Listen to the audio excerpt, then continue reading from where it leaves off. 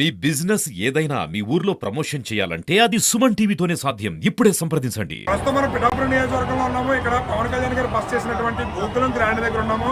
ఇక్కడైతే జనసేన నాయకులు కార్యకర్తలు చాలా సందర్భ వాతావరణం నెలకొంది. పవన్ కళ్యాణ్ గారు ఇప్పుడే ఇక్కడ నుంచి వారాహి ప్రచార యాత్రకు సంబంధించి చేబ్రోల్లో జరగబోయే ప్రచార సభకు సంబంధించి ఇప్పుడే బయలుదేరడం జరిగింది. దీనిలో భాగంగా ఇక్కడ భారీ ఎత్తున కార్యకర్తలు జనసేన నాయకులు గుమిగూడడం అయితే జరిగింది.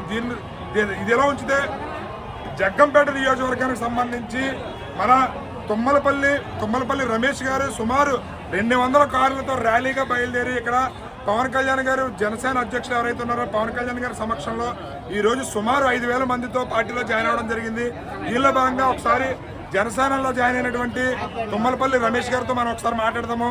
చెప్పండి రమేష్ గారు, పవన్ కళ్యాణ్ గారు జనసేన పార్టీలో మీరు ఏ ఉద్దేశంతో జాయిన్ అయ్యారు, ఎంతమందితో జాయిన్ అయ్యారు? ఈరోజు జగ్గంపేట నియోజకవర్గం నుంచి సుమారు 5,000 మందితో ఈ పార్టీలో జాయిన్ అవ్వడం జరిగింది. పవన్ కళ్యాణ్ గారు ఒక నీతి నిబద్ధతకి మారుపేరుగా ఉన్నారు కాబట్టి ఆయనకి మేము మద్దతు తెలపడానికి ఈ పార్టీకి జాయిన్. పవన్ కళ్యాణ్ గారు పిఠాపురం నియోజకవర్గం నుంచి పోటీ చేస్తున్నారు. సుమారు ఎంత మెజారిటీతో గెలిచే అవకాశం ఉన్నాయని మీరు అనుకుంటున్నారు? సుమారు 70,000 మెజార్టీతో గెలుస్తారని మేము ఆశిస్తాం. రైట్.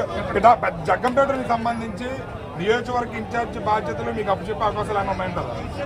ఆయన ఏ బాధ్యతలు అప్పగించినా నేను చేయడానికి సిద్ధంగా ఉన్నాను. అలాగే కాకినాడ పార్లమెంటు జనసేన అభ్యర్థి గెలిపి కృషి చేసి ఇక్కడ ఈ కాకినాడ పార్లమెంటు గ్లాస్ గుర్తుకు రైట్. ఇక్కడ జనసేనకు సంబంధించి తుమ్మలపల్లి రమేష్ గారు సుమారు 5,000 మందితో జనసేన పార్టీలో పవన్ కళ్యాణ్ గారి సమక్షంలో ఈరోజు జాయిన్ అవడం అయితే జరిగింది.